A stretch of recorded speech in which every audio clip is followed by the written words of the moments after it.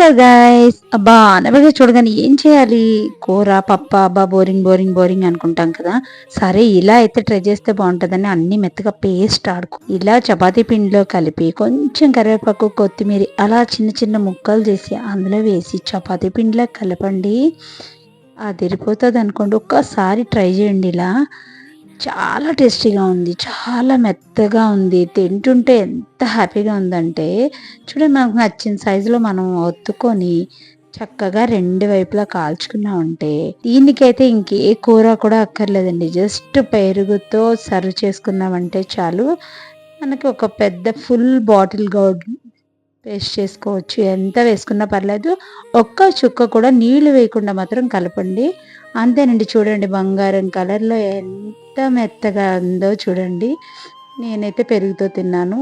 ఇలాంటి unique recipes కోసం నా ఛానల్ సబ్స్క్రైబ్ చేసేయండి మరి.